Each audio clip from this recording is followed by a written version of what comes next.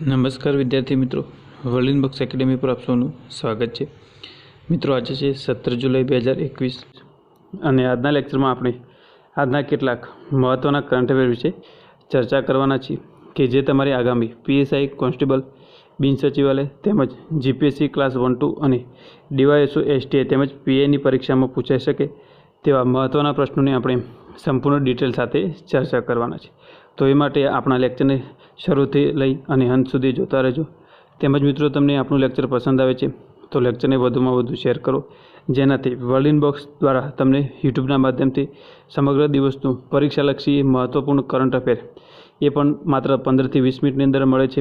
તો ચોક્કસથી આ લેક્ચરનો લાભ ઉઠાવો અને તૈયારી કરતા દરેક વિદ્યાર્થી સુધી આપણું લેક્ચર પહોંચાડો, જેનાથી એમને પણ ફાયદો થઈ શકે। તેમજ મિત્રો, તમે હજુ સુધી આપણી વર્લ્ડ ઇન બોક્સ યુટ્યુબ ચેનલને સબસ્ક્રાઈબ કરી નથી તો તેને હાલ જ સબસ્ક્રાઈબ કરી દો અને બાજુમાં આપેલ બેલ આઇકન પ્રેસ કરો, જેથી આવનારા દરેક નવા વિડીયોની અપડેટ તમને મળતી રહે। તેમજ મિત્રો, તમે લેક્ચર અંગેના પોતાના કિંમતી પ્રતિભાવો કમેન્ટ બોક્સની અંદર જણાવવાનું રાખો, જેનાથી અમને મોટિવેશન મળતું રહે અને આવી જ રીતે તમારા માટે દિવસભરના મહત્ત્વના કરંટ અફેર વિશેની આપણે ચર્ચા કરતા રહીએ। તો મિત્રો, ચાલો શરૂઆત કરીએ આજના લેક્ચરની। તો ગઈકાલના લેક્ચરમાં આપણે પ્રશ્ન પૂછ્યો હતો કે ગોવાની રાજધાની કઈ છે? તો મિત્રો, એની અંદર આપણો જવાબ આવે છે પણજી। તો ગોવાની રાજધાની પણજી છે। મિત્રો, આ પ્રશ્નનો જવાબ ઘણા વિદ્યાર્થી મિત્રોએ સાચો આપ્યો છે, જે ખૂબ સારી બાબત કહી શકાય। મિત્રો, આવી જ રીતે લેક્ચરના અંતમાં પૂછવામાં આવતા પ્રશ્નનો જવાબ તમે કમેન્ટ બોક્સની અંદર જણાવવાનું રાખો, જેનાથી તમારા જીકેમાં પણ વધારો થઈ શકે। તો મિત્રો, ચાલો શરૂઆત કરીએ આજના લેક્ચરના પહેલા પ્રશ્નથી। તો તાજેતરમાં ગગનયાન કાર્યક્રમ માટે વિકાસ એન્જિનનું પરીક્ષણ કોણે કર્યું છે? તો મિત્રો, એની અંદર આપણો જવાબ છે ઈસરો। તો તાજેતરમાં ઈસરો જે છે એને ગગનયાન કાર્યક્રમ માટે વિકાસ એન્જિનનું ત્રીજી વાર પર સફળતાપૂર્વક પરીક્ષણ કર્યું છે અને આ એન્જિન જે છે એને જીએસએલવી MK3 રોકેટના લિક્વિડ સ્ટેજમાં લગાવવામાં આવશે। તેમજ આ પરીક્ષણ જે છે એ એન્જિનની ક્ષમતા ચકાસવા માટે કરવામાં આવે છે। તો મિત્રો, તાજેતરમાં ઈસરો દ્વારા ગગનયાન કાર્યક્રમ જે છે એના માટેના વિકાસ એન્જિન જે છે એનું ત્રીજી વાર સફળતાપૂર્વક પરીક્ષણ કરવામાં આવ્યું છે અને આ એન્જિન જે છે એને જીએસએલવી MK3 રોકેટ જે છે એના લિક્વિડ સ્ટેજમાં લગાવવામાં આવશે। તેમજ મિત્રો, આ પરીક્ષણ જે છે એને એન્જિન જે છે એની ક્ષમતાને ચકાસવા માટે કરવામાં આવે છે। ત્યારબાદ જોઈએ મિત્રો આપણો આગળનો પ્રશ્ન। તો તાજેતરમાં દેશનું પ્રથમ અનાજ એટીએમ ક્યાં શરૂ કરવામાં આવ્યું છે? તો મિત્રો, એની અંદર આપણો જવાબ આવે છે ગુરુગ્રામ। તો તાજેતરમાં જ હરિયાણાના ગુરુગ્રામ ખાતે અનાજ એટીએમ શરૂ કરવામાં આવ્યું છે। તો વાત કરીએ એના વિશે। તો મિત્રો, આ જે પાયલોટ પ્રોજેક્ટ છે એની સફળતા બાદ સમગ્ર રાજ્યની તમામ રાશનની દુકાનો જે છે ત્યાં આ એટીએમ મશીન જે છે એ સ્થાપિત કરવામાં આવશે અને જેનાથી રાશન મેળવવા માટે લાંબી લાઈનોમાં ઊભું રહેવાની જરૂર પડશે નહીં। મિત્રો, આ પાયલોટ પ્રોજેક્ટ જે છે એની સફળતા બાદ હરિયાણાના તમામ રાશનની દુકાનો પર અનાજ વિતરણ માટે અન્ન આપૂર્તિ એટીએમ મશીન જે છે એને સ્થાપિત કરવામાં આવશે અને જેનાથી રાશન મેળવવા માટે લાંબી લાઈનોમાં ઊભી રહેવાની જરૂર પડશે નહીં। તો મિત્રો, અહીંયા વાત છે હરિયાણાની। તો હરિયાણા હવાઈ ટેક્સીની સેવા શરૂ કરવામાં આવી છે। મેરા પાની મેરી વિરાસત યોજના શરૂ કરવામાં આવી છે। સબ ટ્રોપિકલ ફ્રૂટ એક્સપોનું આયોજન કરવામાં આવ્યું છે। ગ્રામ દર્શન પ્લેટફોર્મ બનાવવામાં આવ્યું છે। તેમજ પ્રાણવાયુ દેવતા પેન્શન યોજના શરૂ કરવામાં આવી છે। પંચવટી વૃક્ષારોપણ પહેલ પણ શરૂ કરવામાં આવી છે। તો મિત્રો, આ હતા હરિયાણા સંબંધિત તાજેતરના કરંટ અફેર। ત્યારબાદ જોઈએ હરિયાણાનું સ્ટેટિક જીકે। તો હરિયાણાની સ્થાપના 1 નવેમ્બર 1966માં થઈ હતી। રાજધાની ચંડીગઢ છે અને રાજ્યપાલ જે છે બંડારુ દત્તાત્રેય, જે તાજેતરમાં જ નવા બનેલા છે। તેમજ વર્તમાનમાં હરિયાણાના મુખ્યમંત્રી છે મનોહરલાલ ખટ્ટર। ત્યારબાદ જોઈએ મિત્રો હરિયાણાના કેટલાક પડોશી રાજ્ય, તો જેમાં એક છે પંજાબ, બીજું છે હિમાચલ પ્રદેશ, ત્રીજું રાજસ્થાન અને ચોથું છે ઉત્તર પ્રદેશ। ત્યારબાદ જોઈએ હરિયાણાના કેટલાક મહત્ત્વના રાષ્ટ્રીય ઉદ્યાન, તો જેમાં એક છે સુલતાનપુર રાષ્ટ્રીય ઉદ્યાન, બીજું છે અબુશહેર વન્ય પ્રાણી અભયારણ્ય, ત્રીજું છે ભીંડાવાસ અભયારણ્ય, ચોથું છે ખપરવાસ અભયારણ્ય અને પાંચમું છે નાહર અભયારણ્ય। મિત્રો, આ હતા હરિયાણાના કેટલાક મહત્ત્વના રાષ્ટ્રીય અભયારણ્ય। ત્યારબાદ જોઈએ આગળનો પ્રશ્ન। તો તાજેતરમાં ઇઝરાયલમાં દૂતાવાસ ખોલવાવાળો પહેલો ખાડી દેશ કયો બન્યો છે? તો મિત્રો, એની અંદર આપણો જવાબ આવે છે UAE। તો ઇઝરાયલ જે છે એમાં દૂતાવાસ ખોલવાવાળો પહેલો ખાડી દેશ બન્યો છે UAE। તો વાત કરીએ એના વિશે, તો અત્યાર સુધીમાં ખાડીના કોઈપણ દેશનું ઇઝરાયલમાં દૂતાવાસ ન હતો, પરંતુ તાજેતરમાં જ UAE એ ઇઝરાયલમાં દૂતાવાસ ખોલ્યું છે અને ઇઝરાયલના રાષ્ટ્રપતિ ઇસાક હરકોચ જે છે એમણે જણાવ્યું હતું કે આનાથી બંને દેશો વચ્ચેના સંબંધોમાં મજબૂતી આવશે તેમજ શાંતિ અને સમૃદ્ધિ પણ વધશે। ત્યારબાદ જોઈએ મિત્રો આપણો આગળનો પ્રશ્ન, તો તાજેતરમાં કયા રાજ્યના કછાર જિલ્લાએ સ્કોચ એવોર્ડ જીત્યો છે? તો મિત્રો એની અંદર આપણો જવાબ આવે છે આસામ. તો તાજેતરમાં આસામના કછાર જિલ્લો જે છે એને સ્કોચ એવોર્ડ જીત્યો છે. તો વાત કરીએ એના વિશે છે. તો તાજેતરમાં આસામના એક બેકયાર્ડ બગીચા પ્રોજેક્ટે એક બાંગ્લાદેશની સરહદે આવેલા ગામને પોષક છોડ અને શાકભાજીનો વપરાશ કરવા માટે તેમજ સરપ્લસ વપરાશોનું વેચાણ કરીને કમાવા માટે સક્ષમ બનાવ્યું છે, અને જેના માટે આસામના કછાર જિલ્લાને આ એવોર્ડ પ્રાપ્ત થયો છે. એટલે કે મિત્રો આસામ જે છે એના એક બેકયાર્ડ બગીચા પ્રોજેક્ટ છે એને બાંગ્લાદેશની સરહદ પર આવેલા એક ગામને પોષક છોડ અને શાકભાજીની વપરાશ કરવા તેમજ સરપ્લસ વપરાશોનું વેચાણ કરીને કમાવા માટે સક્ષમ બનાવ્યું છે, અને જેના માટે કછાર જિલ્લાને આ એવોર્ડ પ્રાપ્ત થયો છે. મિત્રો અહીંયા વાત છે આસામની. તો આસામ વિશે તાજેતરના કરંટ અફેર વિશે ચર્ચા કરી લઈએ. તો કોકરાજાર જિલ્લાનું રાયમોના જે છે એ રાજ્યનું 6થું અભયારણ્ય બન્યું છે, તેમજ દેહિંગ પટકાઈ એ વન્યજીવ અભયારણ્ય જે છે એ રાજ્યનું 7મું રાષ્ટ્રીય ઉદ્યાન બન્યું છે. આ સિવાય ભારતમાં પહેલીવાર બોહાગ બીહુ પક્ષીની ગણતરી શરૂ કરવામાં આવી છે, તેમજ મહાબાહુ બ્રહ્મપુત્ર યોજના શરૂ કરવામાં આવી છે, તેમજ ડૉક્ટરો માટે કેરિયર પ્રગતિ યોજના પણ આસામમાં શરૂ કરવામાં આવી છે. તો મિત્રો આ હતા આસામ સંબંધિત તાજેતરના કરંટ અફેર, જે તમારી આગામી દરેક પરીક્ષા માટે ખૂબ જ મહત્ત્વના છે. ત્યારબાદ જોઈએ આસામનો સ્ટેટિક જીકે. તો આસામનું રાજ્ય પશુ એક શીંગી ગેડો છે, રાજ્ય પક્ષી છે શ્વેત પાંખોવાળું બતક, રાજ્ય વૃક્ષ છે હોલોંગ, રાજ્ય ફૂલ છે દ્રૌપદીમાલા.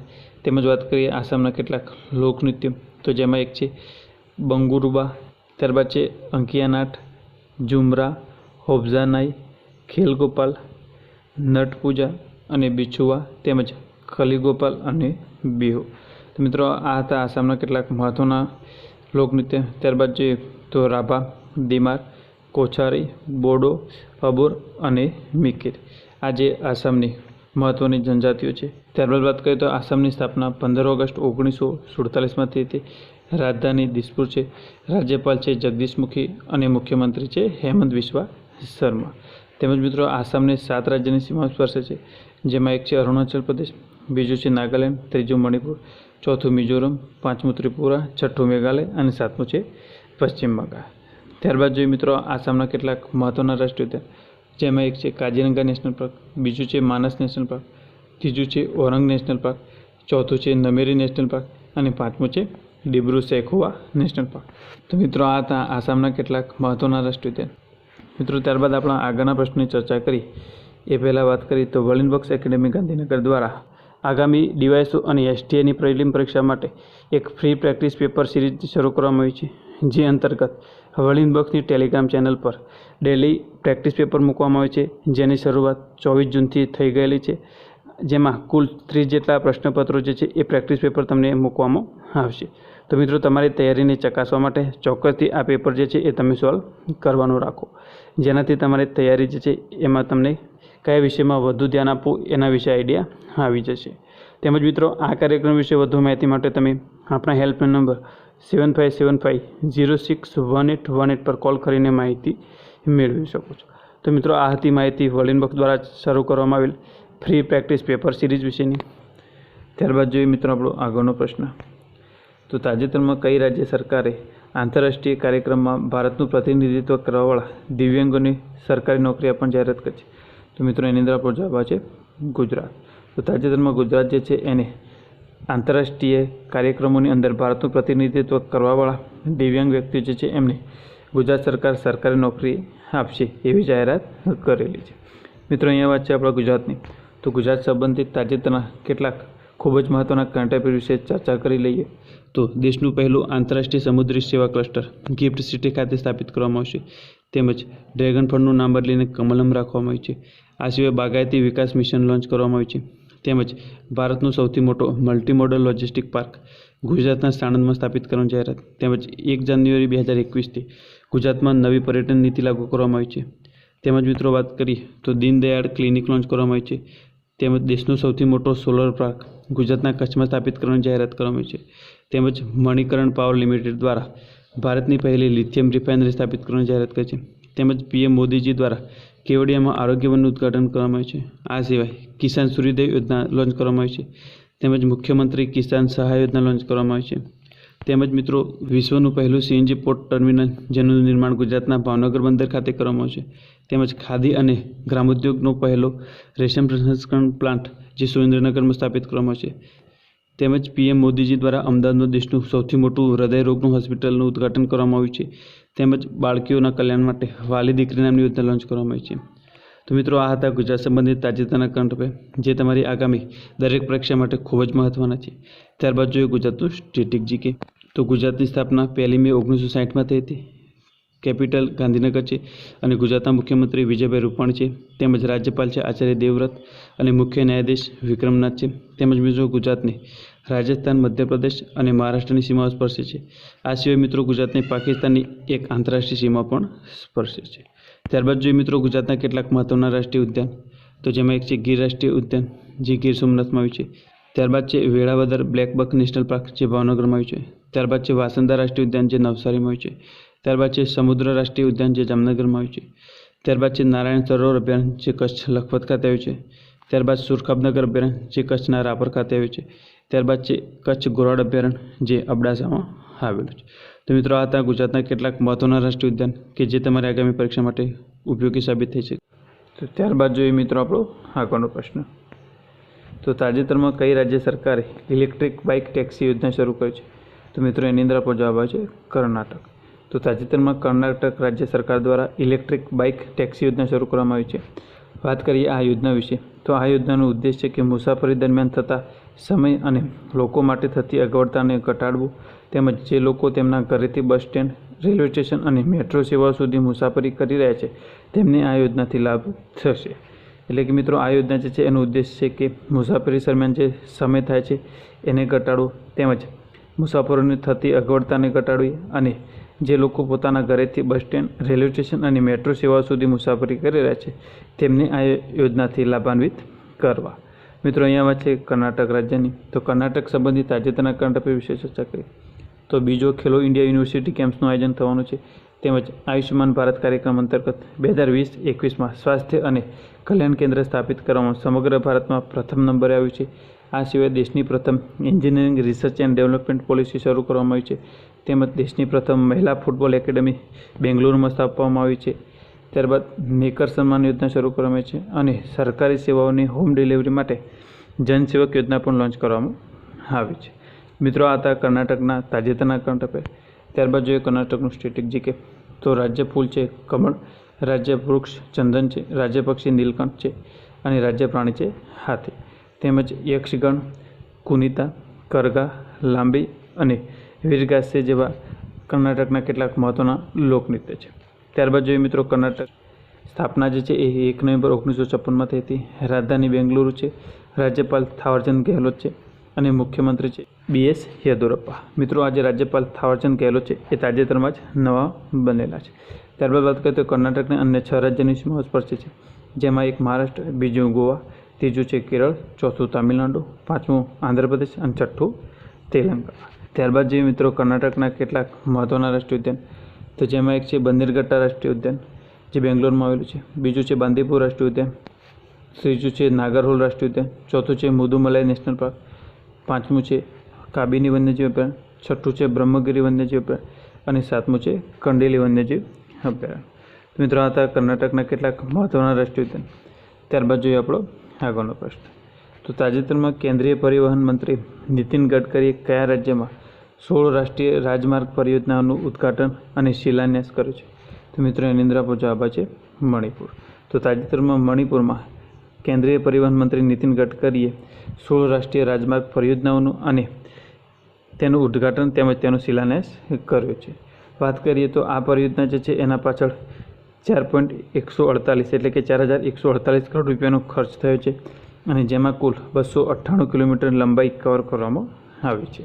ત્યારબાદ આ જે યોજના છે એનાથી મણિપુરને દેશના બાકીના ભાગ જે છે એના સાથે તેમજ પાડોશી દેશો સાથે દરેક ઋતુમાં સંપર્ક બનાવી રાખવામાં મદદ મળશે અને તેનાથી કૃષિ તેમજ ઔદ્યોગિક અને સામાજિક રીતે આર્થિક પ્રગતિમાં પણ વધારો થશે. તો મિત્રો અહીંયા વાત છે મણિપુરની. તો મણિપુરના સ્ટેટિક જીકે વિશે ચર્ચા કરી. તો રાજધાની ઇમ્ફાલ છે, રાજ્યપાલ છે નજમા હેપતુલ્લા, મુખ્યમંત્રી N વિરેન સિંહ છે અને મુખ્ય ન્યાયાધીશ છે PV સંજય કુમાર. તેમજ મિત્રો મણિપુરમાં 16 જિલ્લા આવેલા છે અને વિધાનસભાની 60 સીટ છે, તેમજ લોકસભાની 2 સીટ, તેમજ રાજ્યસભાની 1 સીટ છે. ત્યારબાદ જોઈએ મિત્રો આગળનો પ્રશ્ન, તો ટોક્યો ઓલિમ્પિકનું ચીયર સોંગ હિન્દુસ્તાની વે કોણે ગાયું છે? તો મિત્રો એની અંદર આપણો જવાબ છે AR રહેમાન અને અનન્યા બિરલા. તો અનન્યા બિરલા જે છે એને AR રહેમાન સાથે મળીને ટોક્યો ઓલિમ્પિક માટે ચીયર સોંગ લોન્ચ કર્યું છે. તેમજ આવા ગીત જે છે હિન્દુસ્તાની વે એ ગીત અનન્યા દ્વારા ગાવામાં આવ્યું છે અને જેની રચના AR રહેમાને કરેલી છે. ત્યારબાદ જોઈએ મિત્રો આગળનો પ્રશ્ન, તો તાજેતરમાં વારાણસીમાં રુદ્રાક્ષ કન્વેન્શન સેન્ટરનું ઉદ્ઘાટન કોણે કર્યું? તો મિત્રો એની અંદર આપણો જવાબ છે નરેન્દ્ર મોદી. તો તાજેતરમાં જ આપણા વડાપ્રધાન નરેન્દ્ર મોદી જે છે એમને વારાણસી ખાતે રુદ્રાક્ષ કન્વેન્શનનું સેન્ટર જે છે એનું ઉદ્ઘાટન કર્યું છે અને આ સેન્ટરની અંદર કુલ 1200 લોકોની બેસવાની ક્ષમતા છે. તેમજ આમાં સભાખંડ અને ગેલેરી, આ સિવાય 120 કારના પાર્કિંગ માટેની પણ વ્યવસ્થા છે. એટલે કે મિત્રો આ જે સેન્ટર છે એમાં 1200 લોકો બેસી શકે એવી વ્યવસ્થા છે. તેમજ એમાં ગેલેરી અને સભાખંડ છે. આ સિવાય 120 જેટલી કાર પાર્કિંગ થઈ શકે એની પણ વ્યવસ્થા કરવામાં આવેલી છે. ત્યારબાદ મિત્રો આપણે આગળના પ્રશ્નની ચર્ચા કરી એ પહેલાં વાત કરીએ તો વર્લિન બક્સ એકેડેમી દ્વારા આગામી DYSO તેમજ STA પરીક્ષા માટે એક મોક ટેસ્ટનું આયોજન કરવામાં આવ્યું છે, જેમાં સંપૂર્ણ અભ્યાસક્રમને આવરી લેતા આદર્શ પ્રશ્નપત્રો તેમજ GPSCના વર્તમાન ટ્રેન્ડ તથા પ્રશ્નોના સ્તરને અનુરૂપ તૈયાર કરેલા પ્રશ્નપત્રો તેમજ આ પ્રશ્નપત્રો મિત્રો તમે ઘરે બેઠા ઓનલાઈન ડાઉનલોડ કરી શકો છો. તેમજ આની હાર્ડ કોપી તમે કુરિયર દ્વારા પણ મેળવી શકો છો. તેમજ મિત્રો આ કાર્યક્રમના રજિસ્ટ્રેશન માટે તમે આપણા હેલ્પલાઇન નંબર 7575060404 પર કોલ કરીને રજિસ્ટ્રેશન કરાવી શકો છો અને જેની ફી માત્ર 500 રૂપિયા છે. તો ચોક્કસથી મિત્રો તમારી તૈયારીને ચકાસવા માટે આ મોક ટેસ્ટ છે એ તમે જોઈન કરી શકો છો. ત્યારબાદ જોઈએ મિત્રો આપણો આગળનો પ્રશ્ન, તો તાજેતરમાં ધ ગ્રેટ બિગ લાયન નામનું પુસ્તક કોણે લખ્યું છે? તો મિત્રો એની અંદર પણ જવાબ છે ક્રિસિસ નાઇટ. તો ક્રિસિસ નાઇટ જે છે એમને ધ ગ્રેટ બિગ લાયન નામનું પુસ્તક લખ્યું છે. ત્યારબાદ જોઈએ આગળનો પ્રશ્ન, તો તાજેતરમાં રિટેલ ડાયરેક્ટ સ્કીમ કોણે લોન્ચ કરી છે? તો મિત્રો એની અંદર જવાબ છે RBI. તો તાજેતરમાં રિટેલ ડાયરેક્ટ સ્કીમ RBI દ્વારા લોન્ચ કરવામાં આવી છે. ત્યારબાદ જોઈએ આગળનો પ્રશ્ન, તો તાજેતરમાં મનમીત સિંહનું નિધન થયું છે, તેઓ કયા ક્ષેત્ર સાથે સંકળાયેલા હતા? તો મિત્રો આજે મનમીત સિંહ છે એ ગાયકી સાથે સંકળાયેલા હતા અને તેમનું તાજેતરમાં નિધન થયું છે. ત્યારબાદ જોઈએ આગળનો પ્રશ્ન, તો તાજેતરમાં કયા આંતરરાષ્ટ્રીય સંગઠનના પ્રમુખ હેનરીટાએ રાજીનામું આપ્યું છે? તો મિત્રો યુનિસેફના પ્રમુખ હેનરીટા જે છે એમને રાજીનામું આપ્યું છે. ત્યારબાદ મિત્રો જોઈએ આપણો આગળનો પ્રશ્ન, તો આ જે પ્રશ્ન છે એનો જવાબ તમારી કમેન્ટ બોક્સની અંદર જણાવવાનો છે. તો RBI જે છે એની સ્થાપના ક્યારે થઈ હતી? તો મિત્રો આ પ્રશ્નનો જવાબ તમને આવડે છે તો ચોક્કસથી કમેન્ટ બોક્સની અંદર જણાવો, જેનાથી તમારા જીકેમાં વધારો થાય. તેમજ મિત્રો તમને આપણું લેક્ચર પસંદ આવે છે તો લેક્ચરને વધુમાં વધુ શેર કરો, જેનાથી દરેક વિદ્યાર્થીને આ લેક્ચરનો લાભ મળી શકે. તેમજ મિત્રો તમને લેક્ચર પસંદ આવે તો લેક્ચર અંગેના તમારા કિંમતી પ્રતિભાવ કમેન્ટ બોક્સની અંદર જણાવો, જેનાથી અમને મોટિવેશન મળતું રહે. અને આવી જ રીતે તમારા માટે દિવસભરના કેટલાક મહત્ત્વના કરંટ અફેરની સંપૂર્ણ ડિટેલમાં ચર્ચા કરતા રહીએ. તો આ સાથે જ આજના દિવસના કેટલાક મહત્ત્વના કરંટ અફેર હતા તેની આપણે સંપૂર્ણ પરીક્ષાલક્ષી ડિટેલમાં ચર્ચા કરી છે, જેનાથી તમને એક્ઝામમાં ફાયદો થઈ શકે. તેમજ મિત્રો તમે હજુ સુધી આપણી વર્લિન બક્સ યુટ્યુબ ચેનલને સબસ્ક્રાઈબ કરી તો તેને હાલ સબસ્ક્રાઈબ કરી દેજો અને બાજુમાં આપેલ બેલ આઇકન પ્રેસ કરો, જેથી આવનારા દરેક નવા વિડીયોની અપડેટ તમને મળતી રહે. તેમજ મિત્રો વર્લિન બક્સ જે છે એને તમે વિવિધ સોશિયલ મીડિયા પર પણ ફોલો કરી શકો છો.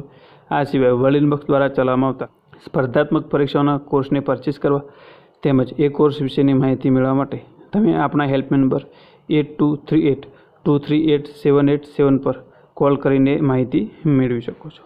તો મિત્રો આ સાથે જ આપણા લેક્ચરને અંત સુધી જોવા માટે આપનો આભાર. ફરીથી મળીએ નેક્સ્ટ લેક્ચરમાં.